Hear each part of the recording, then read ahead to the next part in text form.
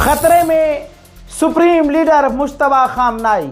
Donald Trump ने अपने officials और कमांडर से कहा है कि अगर मुश्तबा खामनाई हमारी शर्तों को नहीं मानते या हमारे हिसाब से डील नहीं करते तो मैं आपके उस प्लान को सपोर्ट करूंगा जिस प्लान में मुश्तबा खामनाई को टारगेट किया जाए। इजराइल पहले ही कल ही धमकी दे चुका था, चुनने से पहले ही, कि जो भी अगला सुप्रीम लीडर बनेगा हम उसे कत्ल कर देंगे।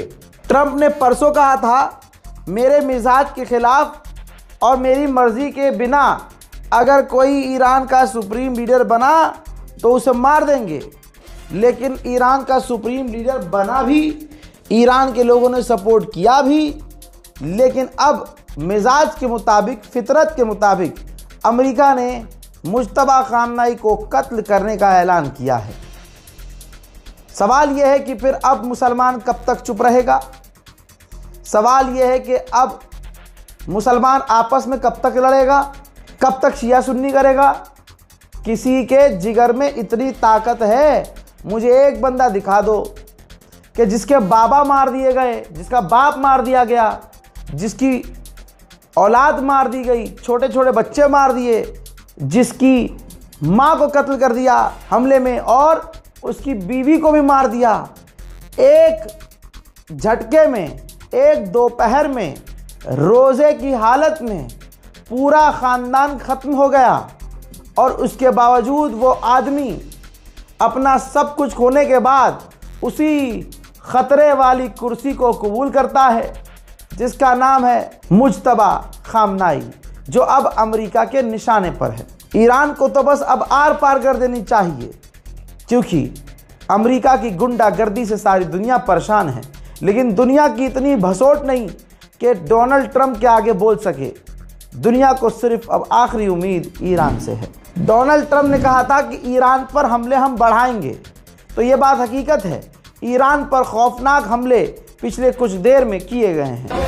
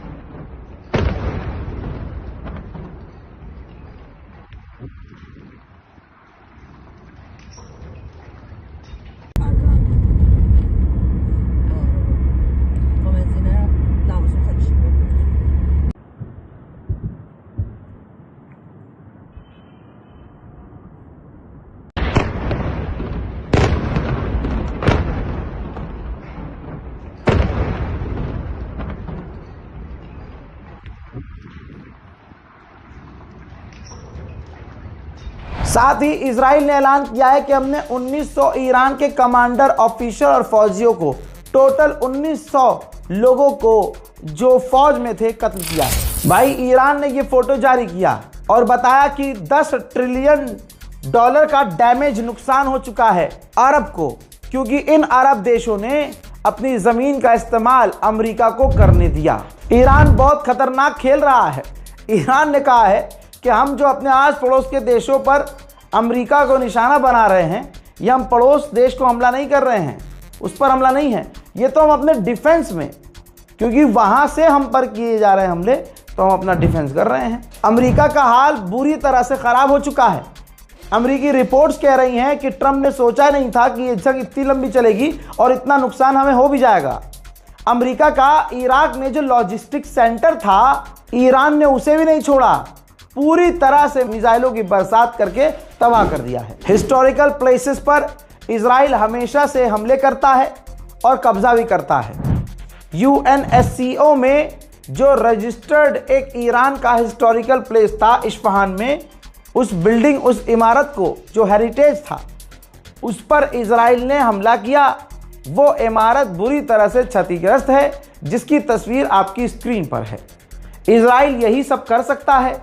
अमेरिका इजराइल जब हारते हैं तो सिविलियंस इंफ्रास्ट्रक्चर्स को नुकसान पहुंचाने लगते हैं। इसी तरह से अमेरिका और इजराइल के आतंकी हमलों में ईरान में 3 और स्टूडेंट्स की मौत हो गई है। ईरान ने ओमान को भी बहुत मारा है, बहुत, लेकिन ओमान के राजा ने, बादशाह ने और ताजिकिस्तान के गवर्नमेंट ने ईरान को मुबारकबाद दी है कि आपको मुबारक हो नया सुप्रीम लीडर।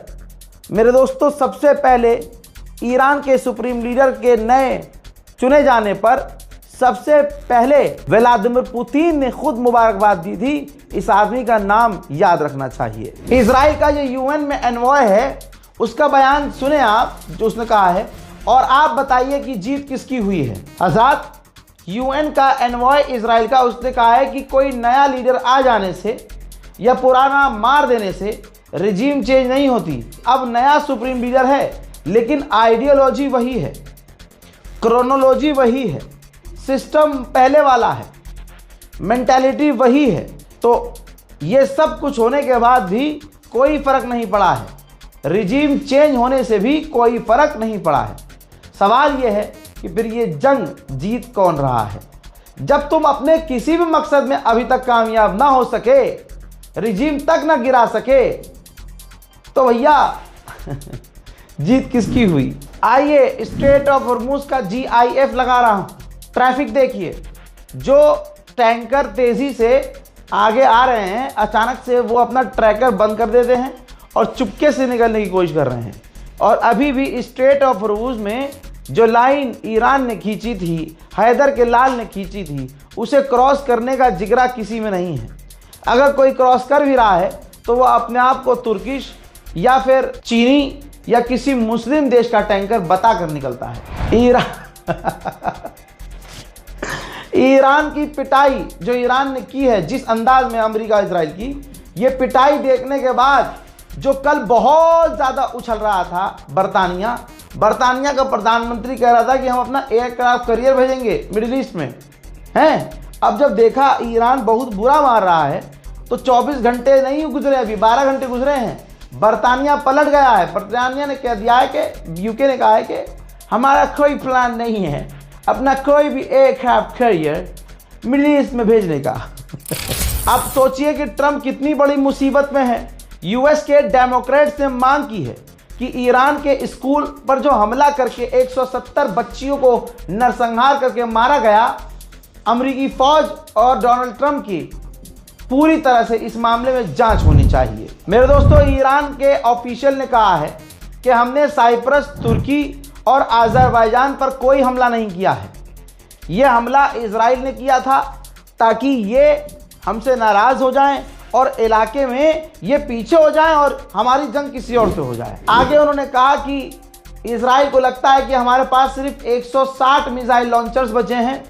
मैं ये कहूँगा, आप उन्हें ख्वाब में इसी गलतफहमी में जीने दें। सुनिए।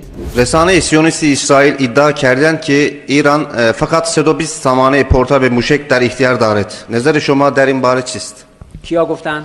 رسانه سیونیستی اسرائیل. بله، اونها ضرباتی رو که متحمل میشن الان ناشی از همین سوء محاسباتشون هست. اجازه بدید در همین خواب و خیال باشند. همین خواب و خیالی که متاسفانه آمریکا رو با همین توهمات، با همین سوء محاسبه ها به این جنگ کشوندن و الان خودشون احساس میکنن در این باطلاق گیر کردن. $20,000 का सस्ता ड्रोन और उसको मार गिराने के लिए दुनिया के सबसे खतरनाक फाइटर जेट और उसमें सबसे खतरनाक मिसाइल। सऊदी अरब में एक बीच के पास बिल्कुल निचले हिस्से में बिल्कुल नीचे आ रहा था ड्रोन ईरान का। उसको रोकने के लिए यूएई अपने F-16 top most advance fighter jet का इस्तेमाल कर रहा है।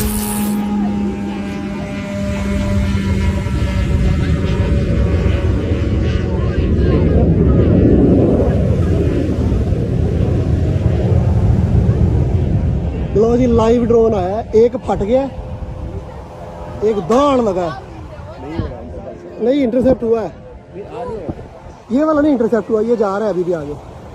और जो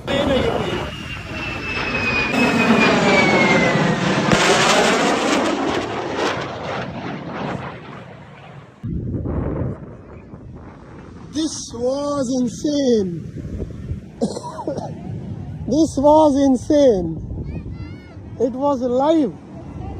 अब तक ईरान 11 एक खास तरह के ड्रोन अमेरिका के मार गिरा चुका है। इजराइल के नहीं, इजराइल के जोड़ेंगे तो 35-40 हो जाएंगे, लेकिन 11 खास अमेरिका के ड्रोन थे। जी हाँ, जो बहुत महंगे थे। $330 मिलियन के ये ड्रोन थे। सिर्फ ड्रोन 330 मिलियन के, जो पूरी तरह से डैमेज हुए, तबाह हुए। और ईरान उसका वीडियो जारी करके, जैसे दिखा रहा हूं आपको, डोनाल्ड ट्रंप का मुंह रोज काला कर रहा है। ईरान के हमलों का असर पूरी दुनिया में हो रहा है और पाकिस्तान पर तो इतना बड़ा असर हुआ है कि पाकिस्तान की सरकार ने 10 दिन के लिए स्कूल बंद कर दिए हैं। और सिर्फ स्कूल ही नहीं, कहा जा रहा है कि दफ्तर भी बंद कर दिए हैं, वर्क फ्रॉम होम दे दिया है, क्योंकि पेट्रोल के दाम पाकिस्तान में भी तेजी से बढ़ने की संभावना है। उधर हिजबुल्लाह भी पूरी ताकत से हमलावर है। जब इजराइल के अंदर हिजबुल्लाह की मिसाइल आई तो इजराइल के फौजी भागते हुए नजर आ रहे हैं। अमेरिका अपने परमाणु बमों से, अपने सबसे बड़ी ताकत से हमला कर रहा है। जरा इस मंजर को देख लीजिए, ब्रिटेन उतरे हैं अमेरिका के B-52 परमाणु बॉम्बर, ठीक, जो कि रात को उड़ान भरेंगे और ब्रिटेन से उड़ान भर के ईरान पर खतरनाक बमबारी करेंगे। अब ब्रिटेन का इस्तेमाल हमला करने के लिए किया जा रहा है ईरान पर, तो ईरान इस पर भी बहुत जल्द कुछ न कुछ करेगा। वहीं इराक के लड़ाकों पर अमेरिका और इजराइल ने मिलकर बमबारियां की हैं। देखिए,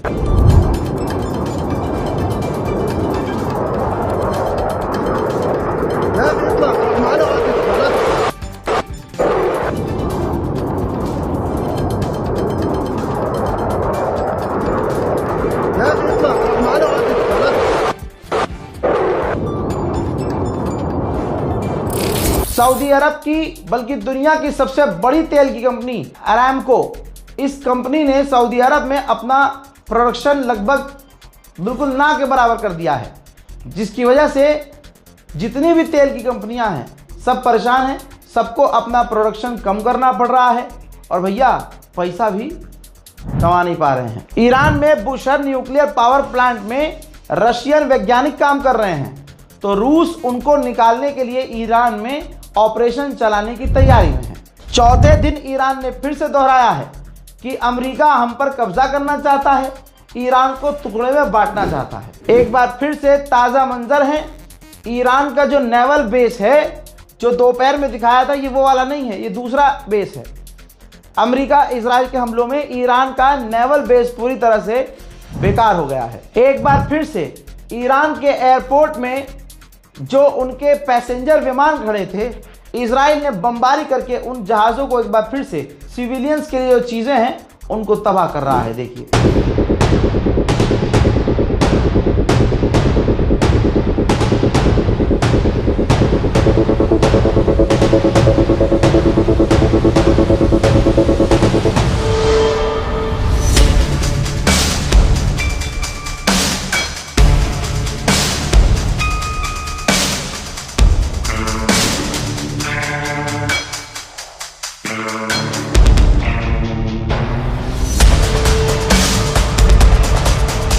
अल्लाह अकबर।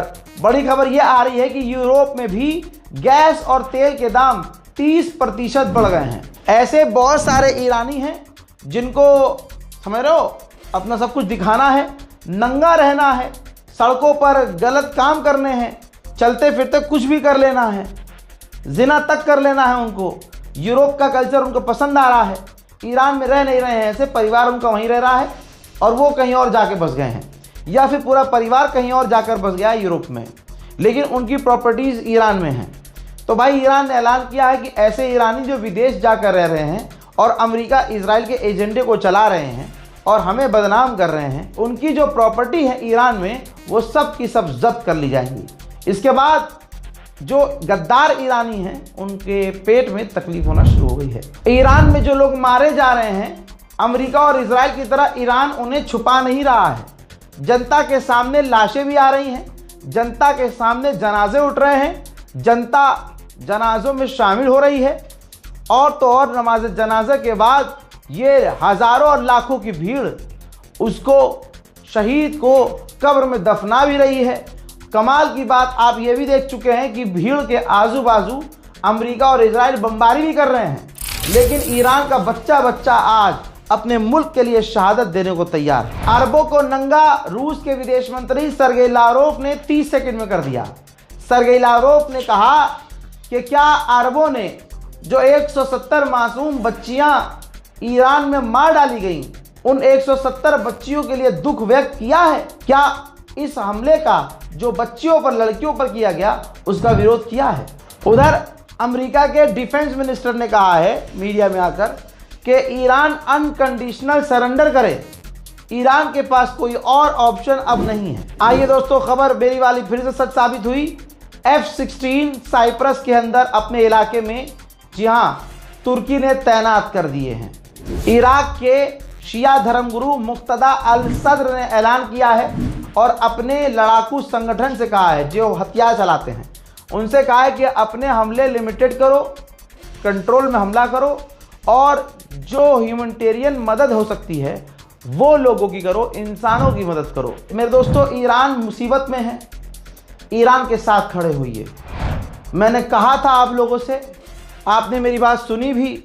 हज़ारों की तादाद में ईरान एम्बेसी राजधानी दिल्ली में 9 मार्च को मेरे कहने पर हज़ारों लोग आ गए। उन तमाम हज़ारों लोगों का अगर मैं 1000 बार शुक्रिया अदा करूं सबके आगे हाथ जोड़ जोड़ के, तब भी मैं शुक्रिया अदा नहीं कर पाऊंगा। हम लोगों ने कभी ख्वाब में नहीं सोचा था कि आप मेरी ज़बान की इतनी साख रखेंगे और मेरी ज़बान की इतनी इज्जत रखेंगे।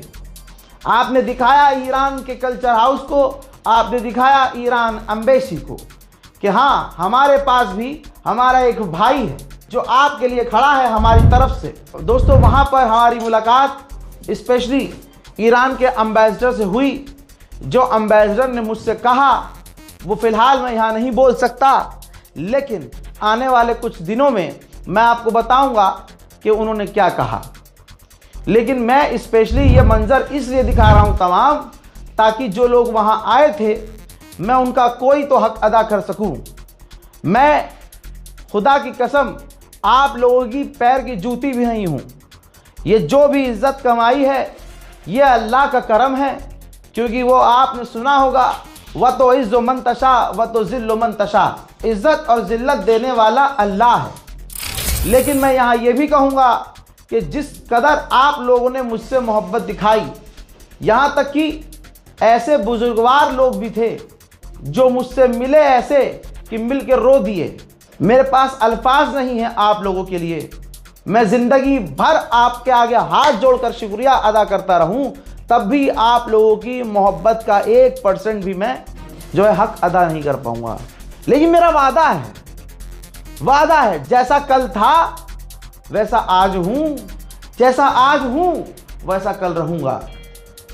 सच दिखाता था, सच दिखाऊंगा। आप साथ दीजिए, जिसको साथ नहीं देना है, बुग़्ज़ रखने वाले, हसद रखने वाले। अब आप सोचिए, इतनी सी बात सोचिए, समझिएगा। जो फील करता हूँ आपको परिवार समझ के कह देता हूँ, क्योंकि हम घर के ही लोग हैं। आप ये सोचिए, जब बुराई करनी होती है, जब आलोचना करनी होती है, तो व्हाट्सएप पे जो मेरे कॉन्टैक्ट्स हैं वो मौलाना हो, बहुत बड़े पहलवान हो, दोस्त बनते हों, करीबी बनते हों, हमदर्द बनते हों, तो जब उनको कोई शिकायत करनी होती है या मेरी बात को इनको अच्छी लगती है, तो डायरेक्ट व्हाट्सएप पर वो मुझे फ़ोन करके या मेरी गलतियां बताते हैं या कमियां निकालते हैं और बुराई करते हैं और भिड़ने की कोशिश करते हैं। ठीक, पूरे 12 महीने ये कभी भी किसी भी काम को देखकर, जो हम काम कर रहे होते हैं, कभी अप्रिशिएट नहीं करते हैं, कभी सपोर्ट नहीं देंगे, कभी हिम्मत नहीं बांधेंगे।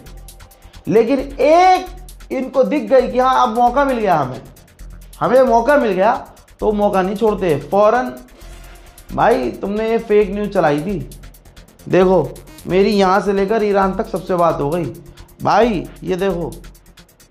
अगर अच्छा मौलाना साहब मुझे समझा रहे हैं ईरान में रहकर झूठ बोल रहे हैं, हम हरम में हैं।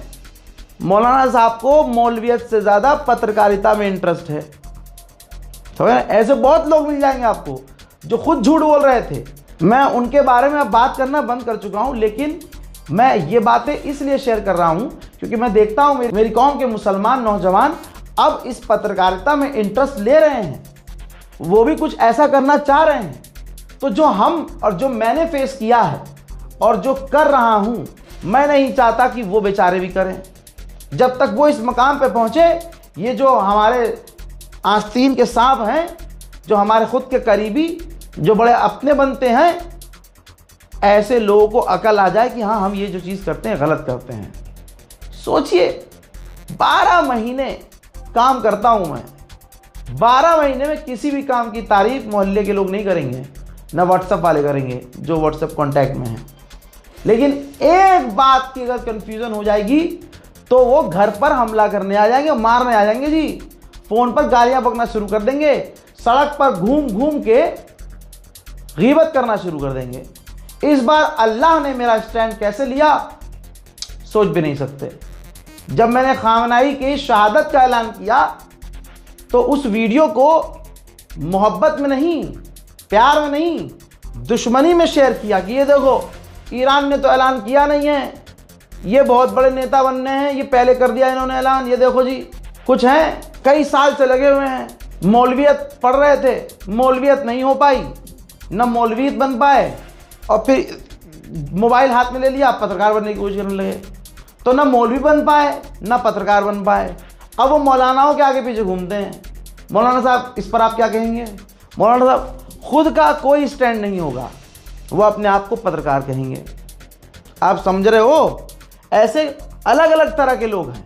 ऐसे लोगों ने वीडियो नफ़रत में फैलाई, मेरी मुझसे नफ़रत में, ये देखो कल्चर हाउस ईरान हर जगह फैला दी, ये देखो जी, ये देखो अभी तो ईरान ने ऐलान किया नहीं है, इसने शहादत का ऐलान कर दिया, इसे ज़्यादा पता है, ये तो वक्त से भी आगे चल रहा है, ये तो बहुत एडवांस चल रहा है, ये देखो जी व्यूज़ और लाइक के लिए।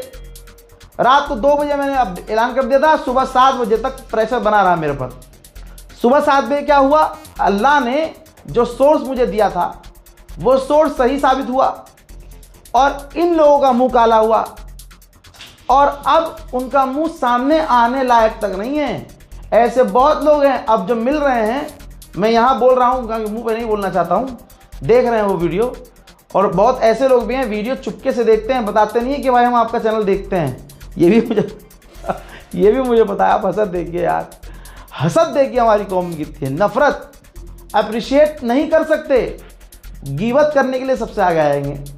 और यहाँ तक कि लोगों का मानना ये भी है, एक आदमी को जानता हूँ 3 साल पहले उसने मुझसे कहा था, मैंने कहा था भाई मैं तो बहुत सही काम करता हूँ, मैं तो कुछ गलत करता भी नहीं हूँ, मैंने देखो पिछले साल ये किया ये किया ये किया ये किया ये सब चीज़ें की हैं। तो पता अगले की मेंटेलिटी क्या थी, क्या रजा ऐसा है, लोग ना अच्छे काम नहीं देखते। हाँ भैया रे ऐसा है, तुम जिंदगी भर अच्छे काम करे जाओ, तुम एक गलती कर जाओगे दुनिया गलती ही बोलेगी, गलत पकड़ेगी। मैं उनसे कहूँगा सुनो साहब, ये गंदी टट्टी मेंटेलिटी अब कौम की नहीं रही है, देश बदल चुका है, लोग बदल चुके हैं, मेंटेलिटी चेंज हो चुकी है। तो आने वाली जो पीढ़ी है वो इस लाइन में आए, आप उन्हें सपोर्ट कीजिए, तोड़िए मत उनकी हिम्मत को। और अल्लाह जिसे इज्जत देना चाहता है तुम उसका एक बाल भी बाका नहीं कर सकते। जितना बदनाम करने की कोशिश की अल्लाह ने उतनी इज्जत नवाजी, जितना गिराने की कोशिश की मेरे परवरदिगार ने मेरा हाथ पकड़कर उतनी ऊंचाई पर रख दिया। लेकिन इंशाअल्लाह मेरा ये वादा है, ना गुरूर देखेंगे, ना आप घमंड देखेंगे, ना कोई एटीट्यूड देखेंगे, मुझे आप अपने कदमों में ही पाएंगे। लेकिन जो हसद करने वाले जिनका रिकॉर्ड है मेरे पास, मैं उनको जलील करता रहूँगा। जय हिंद।